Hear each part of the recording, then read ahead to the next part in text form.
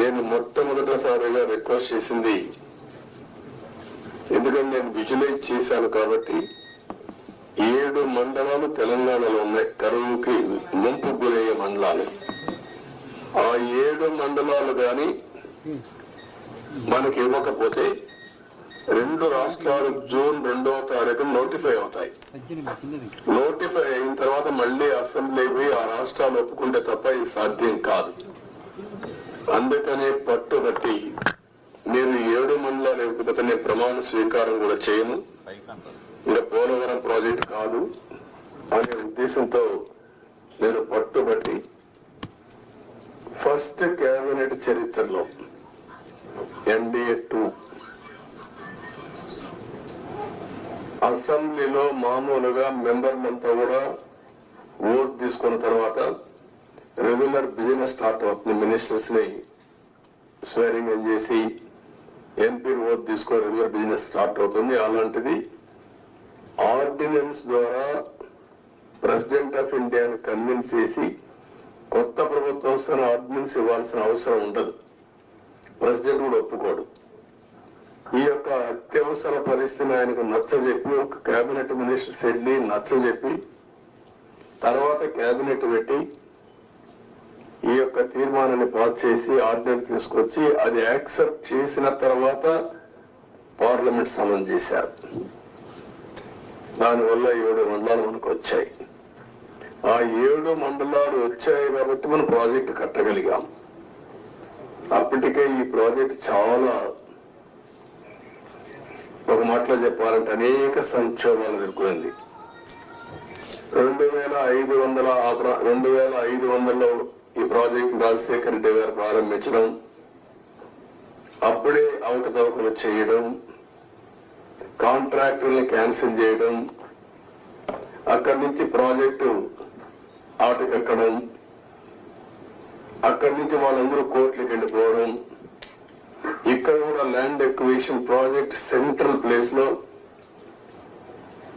Land acquisition చేయాలంటే వాళ్ళు కోర్టుకు వెళ్ళడం, right main canal left main canal కాలువలు తవ్వాలంటే వాళ్ళు కోర్టులకు వెళ్ళిపోవడం, ఎన్ని లిటిగేషన్లు పెట్టాలో అన్ని లిటిగేషన్లు పెట్టి 2014 కంటే ముందు కిరణ్ కుమార్ రెడ్డి ముఖ్యమంత్రి అయిన తర్వాత టెండర్లు పిలిచాడు. అది కూడా కోర్టుకు పోయి గందరగోళం అయ్యి తర్వాత ఫైనల్ గా అన్ని కోర్టులు వెకేట్ వచ్చింది.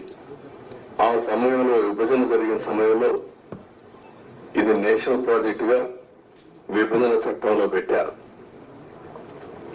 ఇన్ని నానా అవస్థలు పడి ప్రాజెక్టు ఇప్పుడే కాదు, ఈ ప్రాజెక్టు కన్సీవ్ చేసి చూస్తే 1940లోనే కన్సీవ్ చేశారు బ్రిటిష్ వాళ్ళు.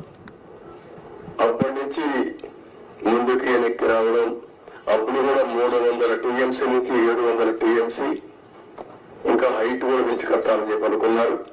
కడాన మనకు వచ్చింది చూస్తే 45.72 మీటర్లు దీంట్లో కట్టినప్పుడు 194 TMC ఆఫ్ వాటర్ స్టోర్ చేసేట్టుగా మనం దీన్ని పెట్టుకున్నాం. అంటే 194 TMC వాటర్ పెట్టుకుంటే 320 TMC ఆఫ్ వాటర్ వాడుకునే అవకాశం వస్తుంది. ఫ్లడ్ వాటర్ వచ్చినప్పుడు ఈ రిజర్వాయర్లు పంపించి అన్ని చేసే అవకాశం వస్తుంది. ఈ ప్రాజెక్టు చూస్తే ఉత్తరాంధ్ర గాని ఈ యొక్క ఈస్ట్ వెస్ట్ గోదావరి, కృష్ణా, గుంటూరు, ఒక మాటలో చెప్పాలంటే ఇవన్నీ గారి సక్రమంగా వాడుకుంటే రాయలసీమకు కూడా కరువు ప్రాంతమైన రాయలసీమకి ఇక్కడ గోదావరి నీళ్లు వాడుకొని కృష్ణా వాటర్ వాళ్ళకి ఇచ్చే అవకాశం ఉంటుంది. అవసరమైతే భవిష్యత్తులో అన్ని సహకరిస్తే గోదావరి వాటర్ కూడా రాయలసీమ కూడా చేసే అవకాశం వస్తుంది. ఇది 15 lakh cusecs of water discharge, highest ఇది స్పిల్వే మీద. 3 గ్యార్జెస్ ఉంది చైనాలో, దానికంటే ఎక్కువ. అది ప్రపంచంలో ఒక పెద్ద సక్సెస్ స్టోరీ. అక్కడ కూడా ఇదే రివర్ మార్చారు, అతిపెద్ద ప్రాజెక్టు పెట్టారని మనం మాట్లాడుకుంటాం. దానికంటే ఎక్కువ వాటర్ ఈ స్పిల్ వే మీద డిశ్చార్జ్ అవుతుంది. గేట్స్ కూడా చూస్తే 48 number, 16x21 metres size, 320 metric tons weight కూడా. ఇది కూడా ఒక పెద్ద ఛాలెంజ్ కింద బిగ్గెస్ట్ గేట్స్ డిజైన్ చేసి మనం ముందుకు పోయాం. ఇంకొక పక్కన మీరు చూస్తే మేజర్ రివర్ ని డైవర్ట్ చేయడం, రివర్ ని డైవర్ట్ చేసి స్పిల్ వే ని తీసుకొచ్చి స్పిల్ ఛానల్లో మనం వదిలిపెడుతున్నాం. ఇంకొక పక్కన 99% వాటర్ ని డిశ్చార్జ్ చేసే అవకాశం ఉంటుంది. ఇలాంటి ప్రాజెక్ట్ అయితే 2014-19కి 72% మనం పూర్తి చేశాం. అయితే నేను డీటెయిల్స్ కి ఈరోజు పోవడం లేదు, మెరిట్స్ మళ్ళీ మాట్లాడతాను. కానీ బాధ అంతా ఏంటంటే ఆ డేట్స్ కూడా మీకు మళ్ళీ ఇస్తాను నేను, మీరు కూడా స్టడీ చేయాలి. ఈ రాష్ట్రంలో ప్రతి ఒక్కరు కూడా అర్థం చేసుకోవాల్సిన అవసరం ఉంది. ఒక వ్యక్తి రాజకీయానికి ఉండదగ్గ వ్యక్తి కాని వ్యక్తి రాజకీయాల్లోకి వచ్చి, ఆ డేట్స్ కూడా మీకు మళ్ళీ ఇస్తాను నేను, మీరు కూడా స్టడీ చేయాలి. ఈ రాష్ట్రంలో ప్రతి ఒక్కరు కూడా అర్థం చేసుకోవాల్సిన అవసరం ఉంది. ఒక వ్యక్తి రాజకీయానికి ఉండదగ్గ వ్యక్తి కాని వ్యక్తి రాజకీయాల్లోకి వచ్చి రాష్ట్రానికి ఒక శాపంగా మారి, ఎందుకు నేను ఈ మాట వాడుతున్నానంటే ఇది ఒక ఉదాహరణ. పోలవరం కేస్ స్టడీ, ఇలాంటి చాలా జరిగాయి. అతిపెద్ద తప్పు కాదు, తప్పు కంటే కూడా ఒక శాపంగా మార్చేశారు ఈ రాష్ట్రానికి. మామూలు కాదు ఇది, క్షమించరాని నేరం కూడా. ఒక చిన్న తప్పు చేసేదో అనుకుంటాం, అలాంటి పెద్ద ఇది చేసి డయాఫామ్ వాల్, ఇక్కడుండే ప్రెస్ లో మీరు చాలా మంది ఉంటారు. నేను దగ్గర 30 సార్లు వచ్చే 31సారి ఈ ప్రాజెక్ట్ కి. నా మనసంతా ఈ ప్రాజెక్ట్ మీద ఉంటుంది. అందరికంటే ఎక్కువ బాధపడే వ్యక్తిని నేనే. నా కష్టాన్ని బూడిదలో పోసిన పన్నీరుగా చేశారు. ఎందుకు ఈ మాట వాడుతున్నానంటే, పండగ రోజు కూడా నాగపూర్కి వెళ్ళి, ఇప్పుడు గట్కర్ అక్కడ ఉంటే వాళ్ళ ఇంటి దగ్గర ఉంటే పోయి ఆయనతో మాట్లాడి, అదే మాదిరిగా అప్పుడు ఉమాభారత్ మినిస్టర్ అంటే ఆవిడని కన్విన్స్ చేసి, ఎక్కడ ఎలాంటి అడ్డంకులు లేకుండా అన్ని అడ్డంకులు, ఇక్కడ కూడా ఒకసారి 2 సార్లు అయితే ల్యాండ్ ఎక్విజిషన్ అప్పుడు అంతా కూడా కొంత ట్రబుల్స్ క్రియేట్ చేస్తే వాళ్ళందరినీ పిలిపించి నయానా భయానా చెప్పి వాళ్ళకి కన్విన్స్ చేసి వాళ్ళకు లిబరల్ గా రీహాబిలిటేషన్ కానీ రిలీఫ్ కానీ ఇచ్చి మొత్తం చేశాం. వీళ్ళు చేసిన పని మీరు చూస్తే ప్రభుత్వం వస్తానే రివర్స్ టెండరింగ్ అన్నారు. వచ్చిన వెంటనే అదే రోజు, ఒక మాటలో చెప్పాలంటే సేమ్ డే, ఏజెన్సీని మార్చేస్తామని చెప్పి స్టేట్మెంట్ ఇచ్చారు. 4-5 రోజుల్లో ఇక్కడి నుంచి ఏజెన్సీని వైండప్ చేసి బయట పంపించారు. ఉండే స్టాఫ్ అంతా మార్చేశారు. ఆ ప్రిన్సిపల్ సెక్రటరీ, ఇంజనీరింగ్ చీఫ్ అందరినీ మార్చేశారు. అక్కడి నుంచి ఎవ్వడికి తెలియని వ్యక్తులు పెట్టేశారు. ఇక్కడ 19-20 వరదలు వచ్చాయి. గోదావరి వరదలు వస్తే ఎంత తీవ్రంగా వస్తాయో మనందరికీ తెలుసు. 2 సార్లు వరదలు వచ్చి మొత్తం మీరు చూస్తే దగ్గర డయాఫామ్ వాల్ 4 చోట్ల బ్రీచ్ అయిపోయింది. 35% డ్యామేజ్ అయింది. మనం ఆ రోజు ఈ యొక్క డయాఫామ్ వాల్ మీరు ఒక్కసారి చూస్తే మొత్తం 446 కోట్ల రూపాయలతో డయాఫామ్ వాల్ వాటర్ ఫుటింగ్ లో అప్పుడు కూడా ప్రాబ్లమ్స్ ఉంటే 2 సీజన్లో పూర్తి చేశాం.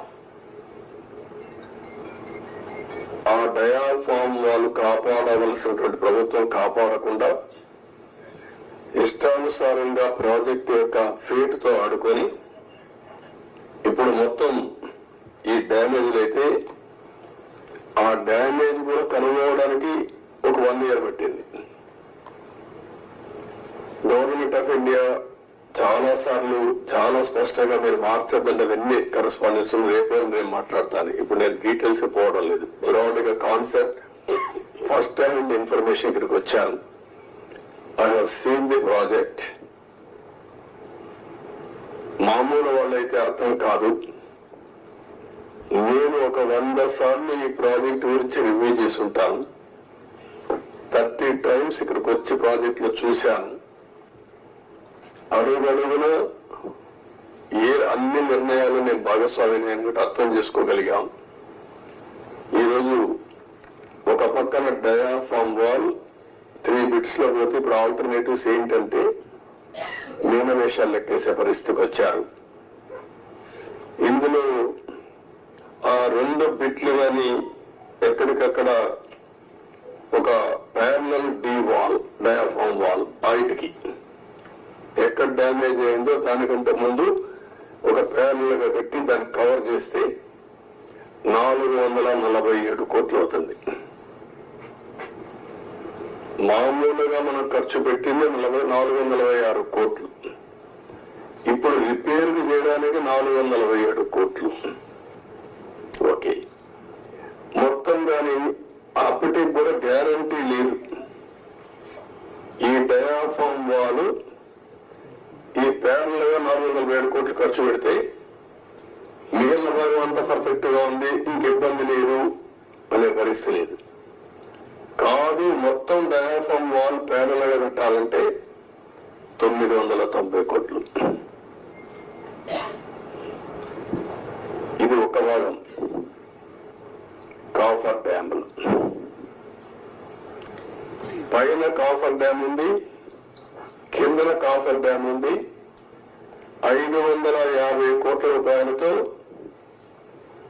పైన ఒక 250 కోట్లతో కిందన కాఫర్ డ్యామ్ 2 కట్టారు. ఇప్పుడు వీళ్ళు చేసిన నిర్వాహకం మధ్యలో గ్యాప్, లాస్ట్ లో గ్యాప్ ఉంటే లాస్ట్ గ్యాప్ ను ఫిలప్ చేయలేదు. రీజన్, ఆ సమయంలో ఏజెన్సీ లేరు, ఇంజనీర్లు లేరు. ఆ నీళ్లు వచ్చాయి. ఆ నీళ్లు వచ్చి మొత్తం ఆ ఉధృతంతో కింద నుండి ఇసుకుని ఎక్కడికక్కడ పైకి వేసింది. ఎక్కడికక్కడ మనం ఏమంటాము, ఇవన్నీ అగాధం, ఆ గొయ్యి కాదు, వాటర్ వచ్చినప్పుడు సుడిగుండాలు అలాంటి క్రియేట్ చేసి ఎంత లోతుకు పోవాలంత లోతుకి వెళ్ళిపోయి 20 మీటర్లు 30 మీటర్లకు వెళ్ళిపోయి ఆ మట్టి అంతా దిగేసింది. దానివల్ల గ్యాప్ 1 అది క్లోజ్ చేయాలి మనం. గ్యాప్ 1 దగ్గర మీరు ఒకసారి చూస్తే అది 250 మీటర్లు ఉండే గ్యాప్ 1 బంద్ 150 మీటర్స్ కొట్టుకుని వెళ్ళిపోయింది. దాని మీద ఇప్పుడు ఇసుకేసి కొంచెం ఫిలప్ చేశారు. ఇప్పుడు ఆ ఇసుకేసి అది ఫిలప్ చేస్తే దాన్ని మళ్ళా గ్యాప్ 1 ఫిలప్ చేయాలి మనం. ఇప్పుడు ఇసుక తీసుకొచ్చి బయట నుంచి ఇసుక తీసుకొచ్చి అక్కడ పెట్టి మొత్తం కొట్టుకొని వెళ్ళిపోయింది. కాబట్టి ఇప్పుడు డ్రౌటింగ్ దానంతా కూడా కాంపాక్ట్ చేస్తున్నారు. ఆ ఇసుక అంతా పోసి ఇది ఎంత అవుతుందో తెలియదు. ఒక 2000 కోట్లు అవుతుందా, ఎంత అవుతుందో తెలియదు. They are saying as on today 2000 కోట్లు నాకు నమ్మకం లేదు. అడ్మినిస్ట్రేషన్ పైన వాళ్ళు ఏ లెక్కనేసారో తెలియదు నాకు. ఇది అయిన తర్వాత గ్యాప్ 1 అనేది లాస్ట్ లో ఉండే ఇది వస్తుంది. గ్యాప్ 2 డయాఫామ్ వాల్, గ్యాప్ 3 ఇంకొక వాల్ కట్టారు, అక్కడ కాంక్రీట్ వాల్ కట్టారు. అదే మాదిరిగా గైడ్ బండ్ ఒకటి అది కుంగిపోయింది. సరే, స్పిల్ వే అప్పుడే కట్టాం, గేట్స్ కూడా అప్పుడే పెట్టాం. ఇప్పుడు ఇవన్నీ చూసిన తర్వాత ఎన్నేళ్లు పడుతుందని అడిగాను.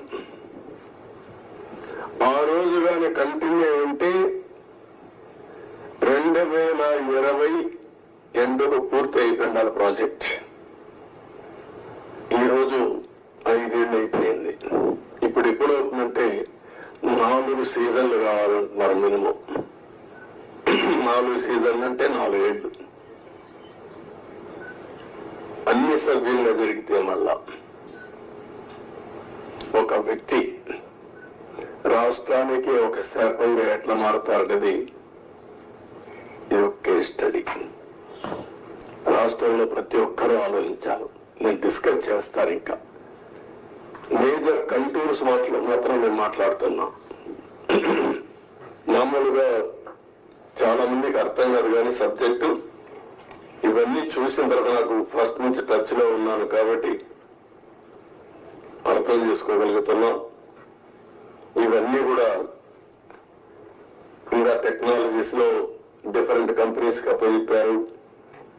ఒక messrs Afry India private limited Noida Sweden company వాళ్ళని సెంట్రల్ వాటర్ కమిషన్ రికమెండ్ చేశారు. దీని కూడా వైపులో స్టోన్ కాలమ్స్ ఇవన్నీ కూడా ఏ విధంగా చేయాలి, ఎట్లా మీరు అక్కడ చూస్తుంటారు శాండ్ అంతా కూడా గుట్టలు గుట్టలుగా పోసారు. దాన్ని అంతా కూడా కాంపాక్ట్ చేయాలి. అంటే దాన్ని కన్సాలిడేట్ చేయాలి.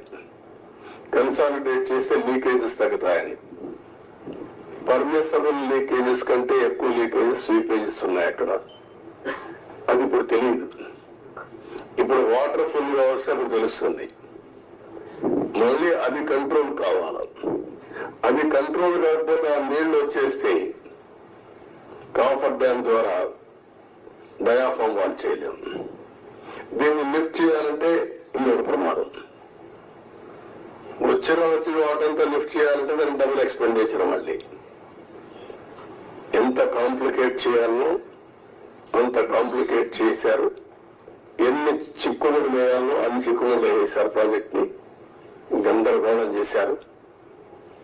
ఇవన్నీ ఇంకా నేను స్టడీ చేస్తున్నా.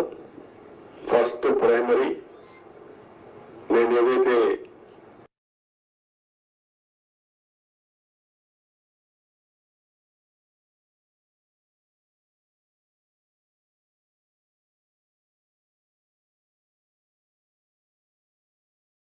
ఫస్ట్ తద్వారా ఎవ్రీ ఎకరాకు నీళ్లు ఇవ్వాలనుకున్నాం. అందుకే మీరు చూస్తే 14-19లో ఆవరేజ్ అని ఎవ్రీ ఇయర్ 13,683 కోట్లు ఖర్చు పెట్టాం. ఆవరేజ్ వీళ్ళు వచ్చిన తర్వాత దాన్ని 7,100 కోట్లు తగ్గించేశారు. బడ్జెట్ పెరిగింది, ఎక్స్పెండిచర్ తగ్గించారు. ఆ డబ్బులు కూడా కాంట్రాక్టర్లకు అడ్వాన్స్ ఇచ్చుకున్నారు తప్ప ఎక్కడ ఏ పని కాలేదు. అంత మునుపు కూడా రాజశేఖర్ ముఖ్యమంత్రిగా ఉంటే 4,200 కోట్ల ఖర్చు పెట్టాడు. తర్వాత 3,430 కోట్లు ఖర్చు పెట్టారు. ఫస్ట్ టైం చరిత్రలో 13,683 కోట్ల రూపాయలు ఎవ్రీ ఇయర్ ఖర్చు పెట్టి సాగునీరు కోసం ఎక్కువ ప్రాధాన్యత ఇచ్చాం.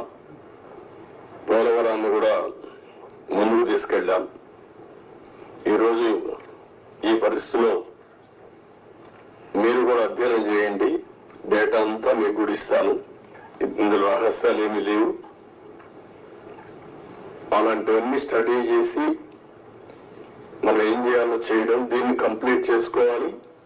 ఇది ఒక కేస్ స్టడీగా ప్రతి ఒక్కరికి అర్థం కావాలి. రాష్ట్రంలో ఉండే ప్రతి ఒక్క వ్యక్తికి సంబంధించిన ప్రాజెక్ట్ ఇది. వాళ్ళ భవిష్యత్తుకు సంబంధించిన ప్రాజెక్ట్ ఇది. ఏదేమైనా బాధ, ఆవేదన, ఒకసారి ఎమోషన్ కూడా వస్తుంది.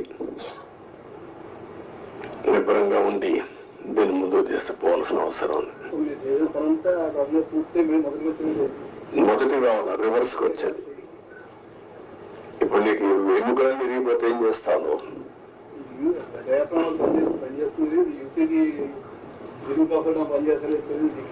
అది లేదు, అప్పర్ కాఫర్ డ్యామ్ లేదు, లోయర్ కాఫర్ డ్యామ్ లేదు, గైడ్ బండ్ ప్లస్ గ్యాప్ 1 సగం కొట్టుకొని వెళ్ళిపోయింది. ఒకటి కాదు, అస్తవ్యస్తమైన పరిస్థితి. సార్ రివర్స్ టెండరింగ్ అన్ని చేశారు కానీ డబ్బులు అన్ని ఆదా చేస్తున్నామని చెప్పి వేరే సంస్థలతో పని చేయించారు. ఇప్పుడు దానివల్ల ఆదాయం ఎంతండి, ఇప్పుడు అదనంగా ఖర్చు అయిపోతుంది ఎంతండి? నేను ఏమంటానంటే ప్రాజెక్టు కొట్టుకోమని రివర్స్ ఎంట్రింటింగ్ మీరు అర్థం చేసుకోవాలా.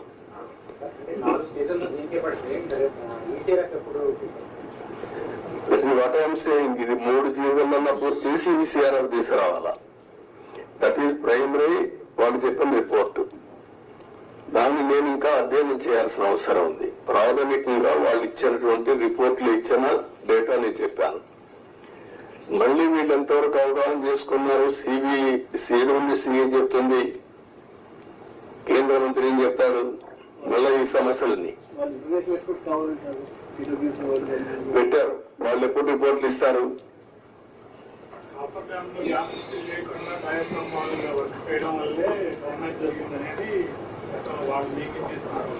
ఆరోపణ కాదు, కాఫర్ డ్యామ్ ని ఫిలప్ చేయడం కోసం క్లియర్ గా కట్టి ఆ 1 month రెస్పాన్సిబిలిటీ ఆ సీజన్ లో చేసే రెస్పాన్సిబిలిటీ అని చెప్పారు.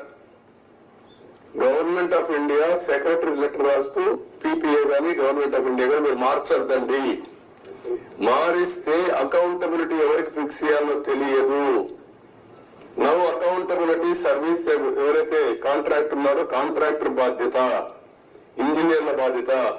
మీరు ఇప్పుడు మారిస్తే పాత కాంట్రాక్టర్ పోతాడు, కొత్త కాంట్రాక్టర్ వస్తాడు, మధ్యలో ఏదైనా జరిగితే ఎవరైంది చెప్పలేదని మీరు స్టడీ చేసుకోవాలి. చాలా స్పష్టంగా చెప్పారు. వెయిట్ చేయండి. డయాఫ్రామ్ వాళ్ళకి ఇప్పుడు నిపుణులు అంతకుముందు వాళ్ళు వేసిన నిపుణులు అది చాలా డ్యామేజ్ అయింది, దానికి ప్రత్యామ్నాయం అన్నారు కదా మీరు అన్నారు, కానీ దాన్ని కూడా ఆపమన్నారని చెప్పి వాళ్ళు రిపోర్ట్ ఇచ్చారు. ఆపమని కాదు, డయాఫ్రామ్ వాల్ 4 రిక్కలు డ్యామేజ్ అయింది, 35%. 4 రిక్కలు డ్యామేజ్ అయింది, దానికి కావాలని బ్యాండేజ్ చేయడం అంటే రింగ్ బెండ్ మారిగా ఒక రింగ్ బండేసి ఇంకో డయాఫ్రామ్ వాల్ దానికే కవర్ చేయడం.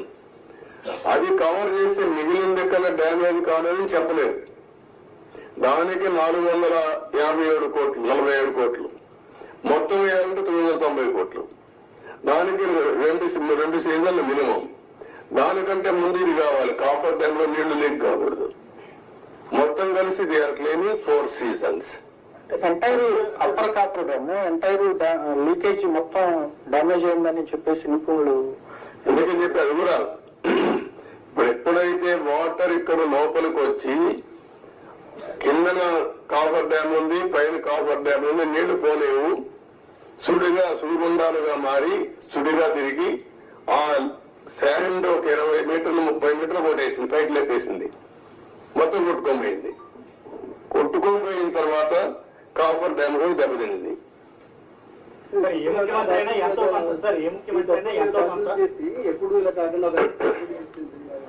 అంటే ఏం చేయాలి? నేను మిమ్మల్ని అడిగేదంటే మీరు అందరూ కూడా చర్చ చేయాలి, ప్రజలు కూడా చర్చ చేయమని చెప్పాలి. సార్ ఏ ముఖ్యమంత్రి అయినా అభివృద్ధిలో ఎంతో కొంత తన మార్పు చూపించాలని చూస్తారు, కానీ 5 ఏళ్ళు జర ఉండిపోవడం అంటే ఏంటి, అనుభవం లేకపోవడం వల్ల జరిగిందా లేక వేరే ఎజెండా ఉందా? అజెండా కాదు, అసం, మూర్ఖత్వం, అజం, ఏమీ తెలియకపోయినా ఇష్టానుసారంగా బిహేవ్ చేయడం, ఒక పద్ధతైన రాజకీయాలు చేయడం. అందుకే చెప్పాను, రాజకీయాల్లో ఉండదగ్గన వ్యక్తి కాదు, ఎలాంటి వ్యక్తులు రాజకీయాల్లో ఉండకూడదో అలాంటి వ్యక్తి కేస్ స్టడీ ఇది. నాట్ ఓన్లీ దిస్,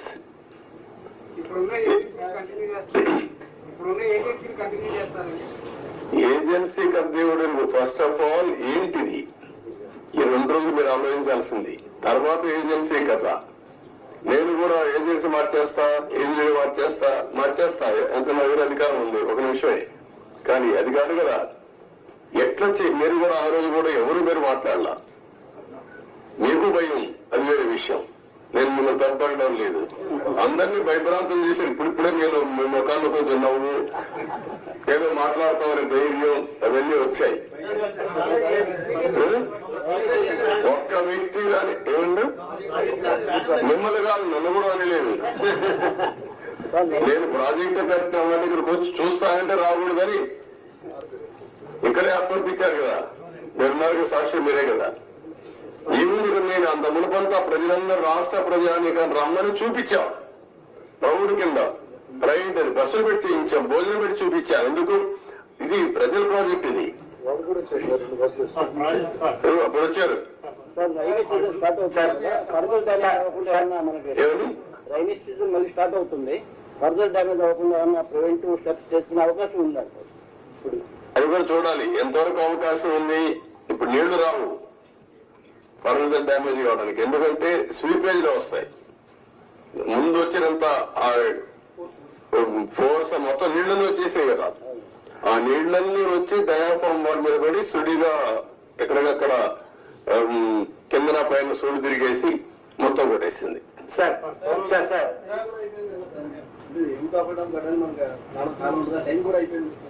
ఇప్పుడు చేయలేరు, ఏం చేయలేదు. November December season is over.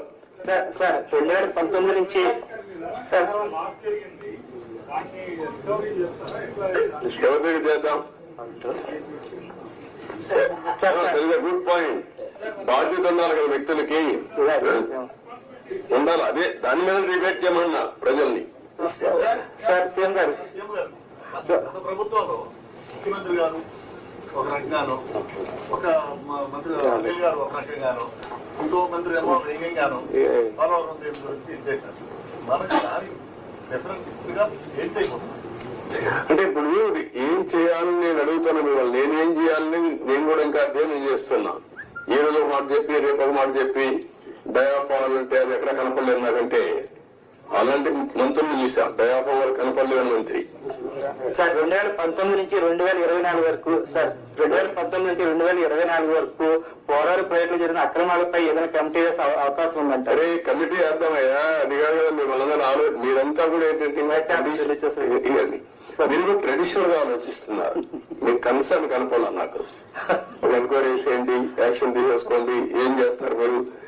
ఇంత డ్యామేజ్ జరిగింది, ఇన్ని వేల కోట్లు, ఇంత ప్రజల భవిష్యత్, ఇది ఎంత అన్యాయం జరిగింది. అది మీరు డిస్కస్ చేసే బదులు మీరు కూడా ఒక ఎంక్వైరీ చేసేయండి, ఎప్పుడు చేస్తారు చెప్పండి, ప్రాజెక్టు ఎంత అవుతుంది చెప్పేయండి అంటే నాకేదో పెద్ద అన్ని నాకు తెలిసినప్పుడు రాసికి. సార్ నిర్వాసితులకు సంబంధించి సార్ ప్రాజెక్ట్ గురించి ఒక విషయం పక్కన పెట్టినా, నిర్వాసితుల గురించి ఏంటి సార్? అది కూడా ఇది అది అన్ని లింక్డే. ప్రాజెక్ట్ కట్టకపోతే డబ్బులు ఇవ్వలేరు కదా, గవర్నమెంట్ ఆఫ్ ఇండియా కూడా ఇవ్వదు కదా, వాళ్ళకు అన్యాయం జరిగింది కదా. రోజు రోజు పెరిగిపోతుంది ఖర్చు కూడా. మళ్ళీ ఇప్పుడు వాళ్ళకి అప్పుడే కానీ ఇచ్చుంటే తక్కువ అమౌంట్ అయ్యేది. రోజు రోజు అమౌంట్ పెరిగింది, R&R పెరుగుతా ఉంది, ల్యాండ్ ఎక్విజిషన్ పెరుగుతా ఉంది. వెరీ కాంప్లికేట్ చేసేసారంటాను ప్రాజెక్ట్ ని. Sir one question 1 minute. 10,000 crores from the center. You seem to be having good relations with the Prime Minister. Are you going to have any influence with the Prime Minister to get the 10,000 crores for the Polavaram project? అయిపోతుంది. 10,000 కోట్లు నీకు ఇస్తాను, మీరు చేసేస్తారా? What I'm asking you, are you able to study the project? First of all ఇక్కడ press కూడా మీరు గుర్తుపెట్టుకోవాల్సింది, హాఫ్ హ్యాండెడ్ గా హాఫ్ హార్టెడ్ గా కాకుండా కొంచెం స్టడీ చేసి కన్స్ట్రక్టివ్ గా పాజిటివ్ గా సజెషన్స్ ఇవ్వండి. ప్రాజెక్ట్ కంప్లీట్ చేయాలి, నష్టం చేసిన వ్యక్తులపై చర్యలు తీసుకోవాలి. At the end of the day రాష్ట్ర భవిష్యత్తు, నేషనల్ ఇంట్రెస్ట్ కూడా కాపాడుకోవాలి. సార్ వన్ క్వశ్చన్ సార్, ఇప్పుడు 441 crores 990 crores రెండు ఆప్షన్స్ చెప్పారు, వాటికి సెంట్రల్ గవర్నమెంట్ నుంచి అసిస్టెన్స్ వచ్చే అవకాశం ఉందండి? వాట్ ఐఎమ్ సేయింగ్, ఇంత డ్యామేజ్ వాళ్ళు ఏమి చెప్పారు, ఏం చెప్తారు, ఇంతవరకు మాట్లాడలే కదా. నేను సీఎంఏ మొన్నే ఫస్ట్ విజిట్ వచ్చాను, అర్థమైన కూడా అర్థం చేసుకున్నాను. ఇప్పుడు వాళ్ళతో మాట్లాడి దీన్ని ఏ విధంగా ఫైనలైజ్ చేయాలి. అకౌంట్ మంత్రి కూడా మారాడు, లాస్ట్ టైం ఉన్న మంత్రి ఇప్పుడు లేడు, ఇదంతా కొత్త. కాస్త కూర్చో అందరికి మధ్య నేను ఒక్కడిగా సబ్జెక్ట్ ఉన్నామంతే. ముందు ప్రారంభించి ఇప్పుడు 4వ మంత్రి కేంద్రంలో, 3 మంత్రులు అయిపోయారు ఈ ప్రాజెక్ట్ వచ్చిన తర్వాత. 4th మినిస్టర్ వచ్చారు ఇప్పుడు. ఇవన్నీ ఆల్ ప్రాబ్లమ్స్ ఉన్నాయి, బట్ ఏ విధంగా సార్ట్అవుట్ చేయాలో సీరియస్ గా తీసుకుంటున్నా. అదే సమయంలో రాష్ట్రంలో ప్రజలకు అర్థం కావాలి, రెండు బ్యాలెన్స్ కావాలి. నేను అందుకే చెప్పాను, జగన్మోహన్ రెడ్డి లాంటి వ్యక్తులు రాజకీయాలకు గాని ఒక నాయకుడిగా ఒక రాష్ట్రాన్ని లీడ్ చేయడానికి అర్హత లేదనడానికి ఇవన్నీ ఉదాహరణలు. మేమేదో ఎలక్షన్ లో 164 సీట్లు రావడం ఒకటే కాదు, వీళ్ళ బిహేవియర్, వీళ్ళ ప్రవర్తన ఒక్కసారి మీరు కానీ ముందు నుంచి ఆలోచిస్తే ఈ ప్రాజెక్ట్ ఒక కేస్ స్టడీ మీకు అందరికి, మీరు కూడా విట్నెస్. కనీసం ఇక్కడికి వచ్చి ఎప్పుడైనా ఈ 5 ఏళ్ళలో ఒక్కరోజైనా పురస్కారం పెట్టా ఈ ప్రాజెక్ట్ ఏం చేశారు చెప్పారా? ఎక్కడా లేదు. ఆంధ్రప్రదేశ్ అక్కడ పెట్టలేదు, ఇక్కడ పెట్టలేదు. ఎక్కడా లేదు.